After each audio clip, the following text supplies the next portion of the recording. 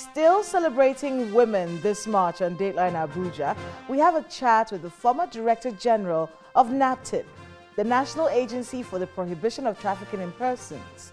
She's also a politician, a golfer, and a member of the ruling All Progressives Congress. And together, we'll be looking at women in places of power and how they can help accelerate access for other women. Meanwhile, the past few weeks have had quite a number of events in the nation's capital, celebrating women and calling for policy changes to accelerate growth for women in all sectors of our nation. Hello and welcome to Dateline Abuja. I'm Kayla Magwa. Let's get you updated on the major stories this week from Nigeria's seat of power. President Bola Tinubu is encouraging Nigerian youths to take seriously the upcoming National Youth Conference being organized by the Ministry of Youth Development to advance the development of the country.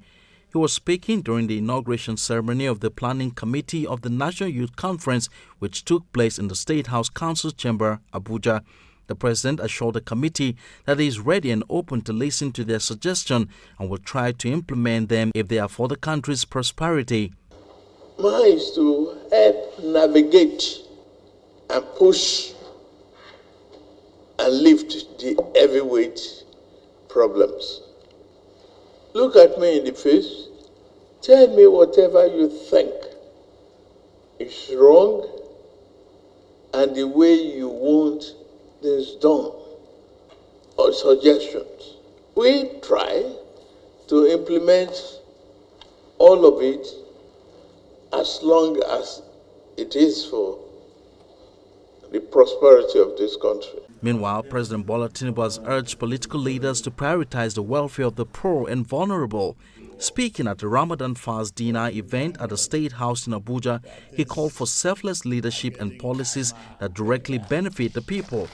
With governors, members of the Federal Executive Council, service chiefs and some selected heads of ministries, departments and agencies present, the president urged leaders to be selfless and work for the people's benefit.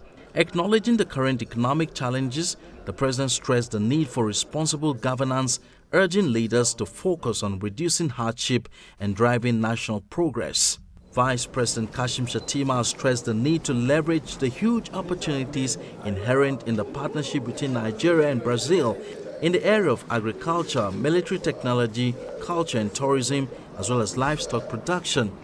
He said this during an update meeting with some ministers and heads of agencies at the presidential villa ahead of the forthcoming Nigeria-Brazil strategic dialogue mechanism. The Vice President notes that due to President Bola Tinubu's courageous leadership and policies, Nigeria is now on a new growth trajectory, ready for investments across different sectors.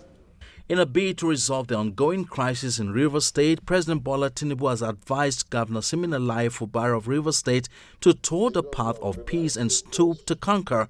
The president, who disclosed this while meeting with leaders of the Pan-Niger Delta Forum, PANDEF, at the State House in Abuja, said the Supreme Court judgment must be obeyed as Nigeria is a country of rule of law. He encouraged the leaders to go back and ensure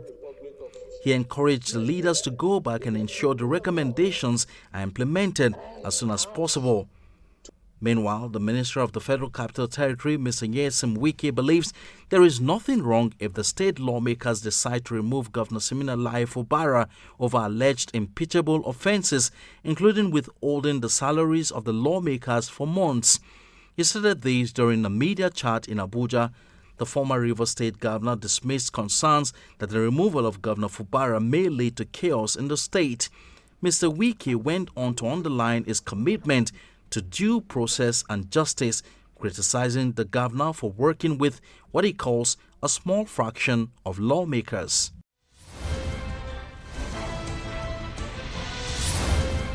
Welcome back.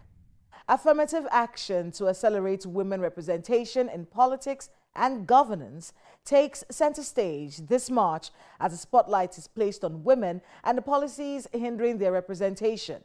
As I stated earlier, several events were held right here in Abuja to comb through these challenges, and we curated them for you here on our Focus on the FCT.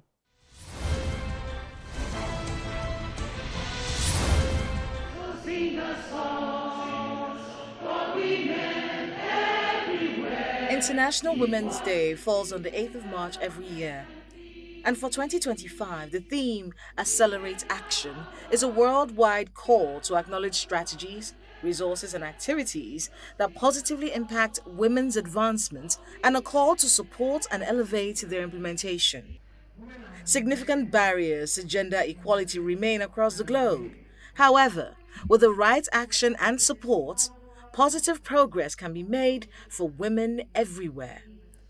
In Abuja, Nigeria, commissioners of women affairs from the 36 states of the Federation, members of the European Union, and civil society organizations are converging on this hall to deliberate on the rights of women and girls as part of activities to mark International Women's Day 2025. The event builds on the success of the inaugural conference held last year and underscores the European Union's commitment to enhancing rights, protection, and justice for women, children, and persons with disabilities in Nigeria. The ministries, in particular the commissioners, play a very critical role to serve as catalysts for change, to also serve as coordinators of implementation of policies in the states, but more importantly for me, to serve as influencers within the cabinet. You've been appointed by your governors to lead in these areas, and I believe that with your input, with your pressure from you, you'll be able to influence perhaps additional resources and also perhaps ensuring that policies and legislation are adopted. We face challenges every day in trying to pursue our careers, move ourselves and our lives and our families forward. And if we face those challenges, those of us who are in this room and who are relatively privileged compared to 80% of Nigerians, you can imagine what the 80% of Nigerians who don't have the privileges and the opportunities that we in this room have, you can imagine the obstacles, the challenges they face in trying to eke a living, in trying to pursue their goals, in trying to actualize themselves. Key discussions at the meeting focus on comparative analysis of national and subnational legislative and policy frameworks, access to justice, livelihood and protection, as well as child rights implementation and protection. The European Union is hopeful that these issues will also take center stage when the nation's constitution is reviewed. Women's inclusion in Nigeria is crucial to the progress of women on the continent and beyond. But other groups in society are also particularly vulnerable. People with disabilities, in particular, are being left behind in development. Inclusion is, of course, affirmed in the UN Convention of the Right of Persons with Disabilities, but we know that many interventions are still failing to include people with disabilities. Other engagements to commemorate International Women's Day 2025 include this Northwest Regional Conference, also holding in Abuja, which is part of efforts to push the sustenance of inclusive peace-building efforts in the region. The gathering provides the opportunity to brainstorm on the role of women in ongoing efforts to restore peace in Nigeria's Northwest region. The Inspector General of Police is represented by the Deputy Commissioner of Police, Zainab Bello, who leads the conversation on the need to enlist the support of women in the regional peace-building effort. Amongst the mandate of the Nigerian Police Force is providing security for all Nigerians, and part of that responsibility has led to the creation of the community-based policing to enable the police create partnership with local communities to prevent and resolve conflicts, build peace, and involve women in decision-making. The Inspector General of Police has always been sensitive about the inclusiveness of women in security matters. For according to him, without women involvement, there will be no lasting peace.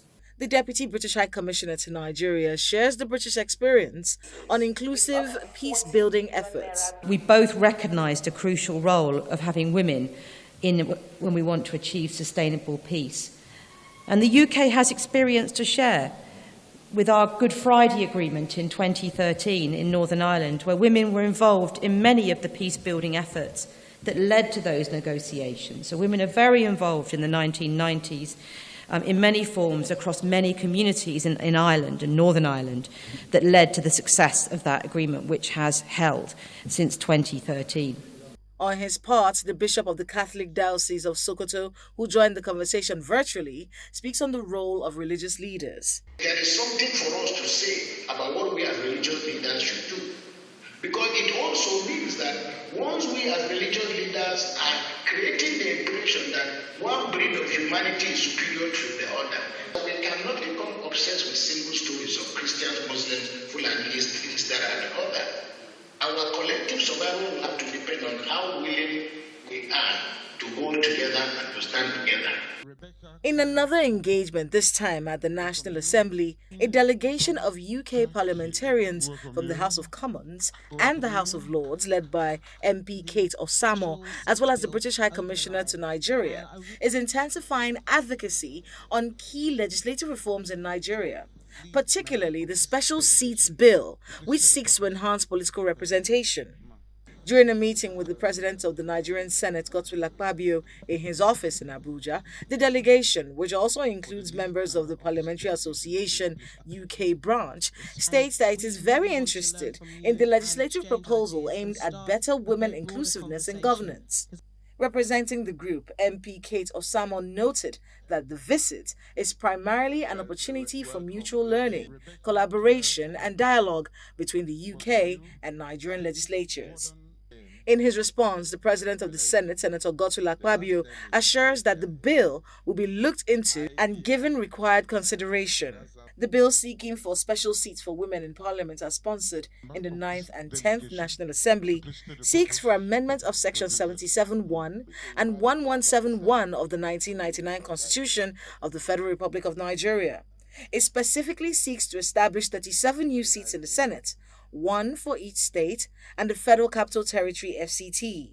We've come along to the Assembly to actually meet and to work with alongside the clerks and the parliamentarians who are trying to get the Special Seats Bill over the line. And I really would love to hear from you and know what you're doing to support this bill to ensure that it does happen.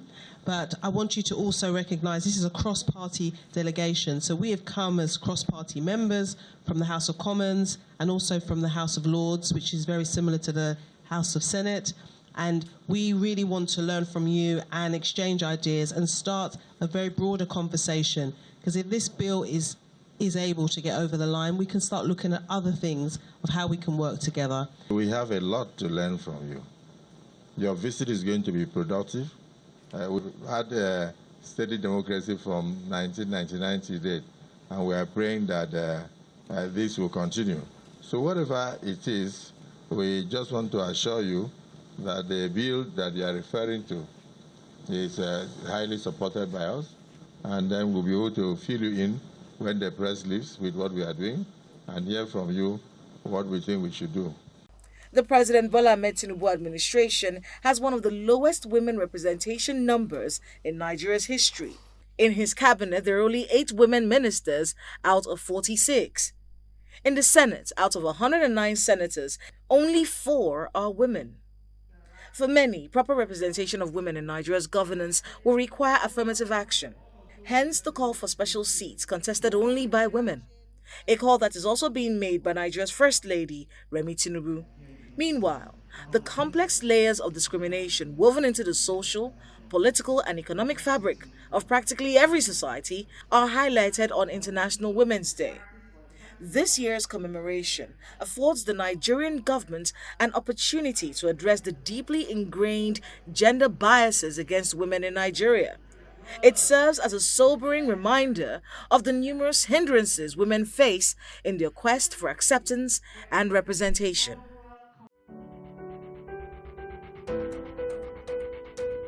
My guest today is Dame Julie Okah-Donli, a lawyer, golfer, chartered secretary and administrator who served as the Director General of the National Agency for the Prohibition of Trafficking in Persons, NATIP, from December of 2020 to December of 2023. Our focus tonight is women in government and the laws that can help accelerate access for them.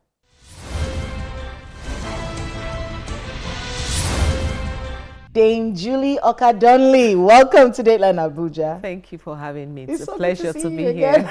Thank you. I mean, first of all, I cannot ignore the fact that you're dressed for golf. Yes, I am, absolutely. So tell me about this golf. And I know you have a tournament coming up, and it's women's golf. Okay, right. So the lady captain of IBB International Golf and Country Club, every Thursday we have what is known as the Ladies Kitty. It's like a mini tournament organized by the ladies, but everyone is involved. The men are also involved, and that's why you see me dressed, because I'm coming right from the club. We have about 180 to 200 players every Thursday. Men and women combined. That's how serious it is. But it's called the Ladies Kitty. The Ladies Kitty, because we organize it. You know, that's how serious this game of golf is. You know, so it's not just a ladies thing, but we ladies organize it, and everyone attends it. We also had the Ladies Open a few weeks ago. This was strictly for ladies, but we also had men playing with us as our guest. You know, we had almost 500 players. It was awesome. That's fantastic. Yeah. I think it's very interesting to see you. Well, I'm not very shocked that you're playing, because, you know, you do have a reputation as someone who, you know, you're basically just living your life. It's in hindsight that you realize, oh yeah, this is a male-dominated field. And I'm talking about when you were DG of NAPTIP and the amount of work that you did at that time.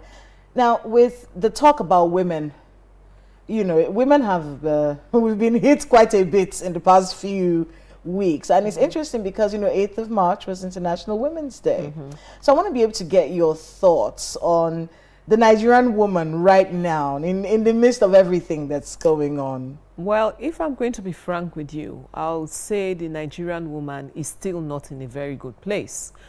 Because if you look at even the National Assembly, in the Senate, we have 107 and just 4 women. I mean, that's very poor. I think it is time for the Nigerian government to take this 35% very seriously at, you know, the legislative and executive arm of government. So it's not just mere rhetorics. You know, they need to take it very seriously. This 35%, we've been talking about it for a very long time, but nothing has been happening. For example, even in the state houses of assembly, you will be lucky to find 1 woman there. And if you do find anyone, you just have maybe 1 or 2 women. It's so poor. House of Reps, the same thing. It shouldn't be so. I want to be able to get your thoughts on women in political positions, or women who are in government offices, appointed or elected into those offices. I mean, you were appointed into office as Director General of NAPTIP, and I remember all of the things. Oh my goodness. I remember so much. I have a memory of you I'm going to share. It was in Benin, and you had gone to this car park. I hope I'm getting the country correctly. You had gone to this car park where it was, at least for us in the media, it was rumored that this was a basic hub where women and girls were being trafficked. And I remember that you went to this car park and you stood in the midst of all of these men and you were screaming and yelling. I remember the IOM man was just looking. We were like, okay. We are not in Nigeria, but okay. But you know, and you were telling them, look, when you see a child, you should do this. And I remember that visual of you ensuring that, look, this trafficking, you cannot be accessories to trafficking, because you will be held responsible for it henceforth. And you were working with the Beninois government on that. So that's the memory that I have of you. Now, when it comes to women in political office or in appointed offices, are there dynamics that are different from the men? Are there things that women have to deal with in those offices? Do you have to fight a little harder to be seen? You know, what are some of the challenges that women in elected or appointed offices in governments, what are some of the things that they're facing? Well, for me, I never see challenges between men and women being in offices, because I don't see the man, I just see myself. For example, if I'm Director General in working, I just do my job the way it should be done. And I do not give anyone chance or room to bring me down or to make me like subservient to them. As long as I have a job to do, I must do my job. So I think all women should also feel that way. Of course, most of the time, yes, there may be challenges here and there, different kinds of challenges. The way a man would be respected is different from the way a woman there, like in, like, for example, as DG, will be respected. You know, it's there. It still goes back to our culture. Oh, she's a woman, you know. But when they see a man, the way they react to him or respond to him is different. But I did not allow that to happen to me. I was DG, and I knew what I was doing, and I knew how I wanted my agency to be run, you know, and I stood very firm. I made sure that whatever it was that my male counterparts were getting, I got, you know. So for us women, really, you have to like ensure that you get what you struggle and you fight to get what you have to get, you know. Otherwise, it doesn't come easy, you know. But then you don't just say, well, you know, we women, they don't respect us, they don't give us what is due us. You have to ensure you fight for it. That is how women in Nigeria have always been. How do women in political office balance out, you know, demanding what's theirs and being considered difficult? Well, you see, it's a matter of opinion. If I'm demanding for what is mine and you choose to call me being difficult, so be it. I want to bring an unpopular opinion. If concessions are being made for somebody, for women, if all these concessions are made for women, how can the women who benefit from these concessions be respected like the men who didn't have those concessions? No, it has nothing to do with respect or lack of respect. Like you said before, it has to do with trying to create a balance. Even at that, you cannot create a balance. Because, I mean, last time I ran for Senate and the concessions were all given forms for free. But what happened at the end of the day? They gave the tickets to all the men. So what are we talking about? It doesn't mean anything.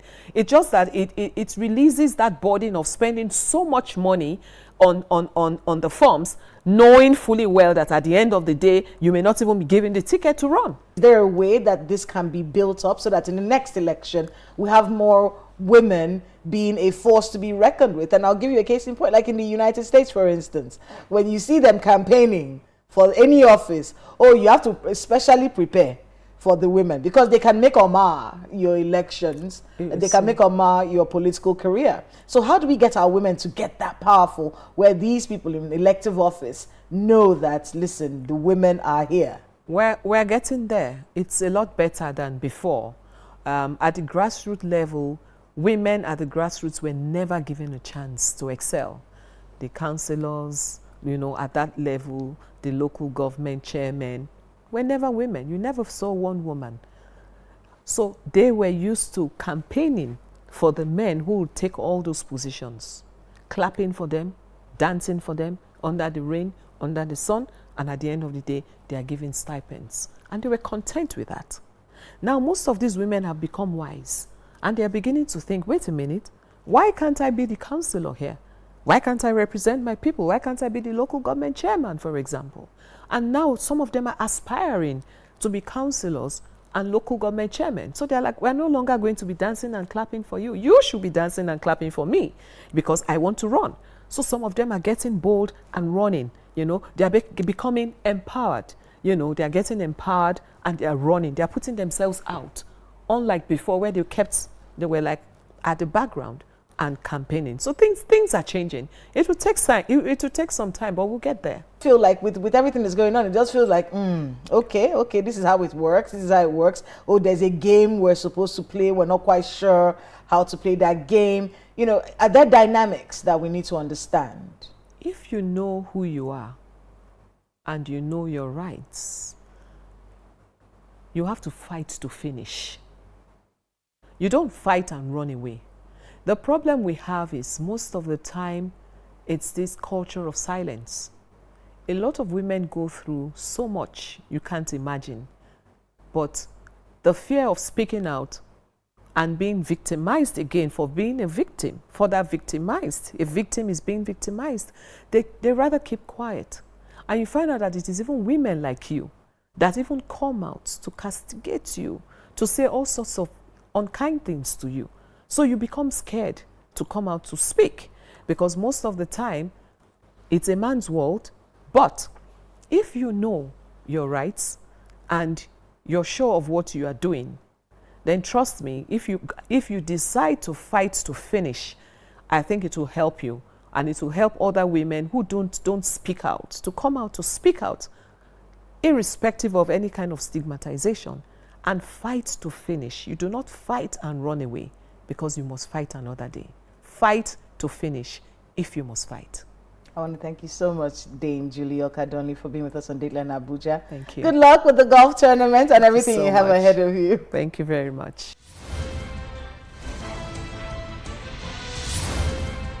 Thanks to my guest and to everyone who spoke to us today on the program. Let's know the happenings in your neighborhood using the social media handles showing right now on your screens. Thank you so much for watching. I am Kayla Magwa. See you next time.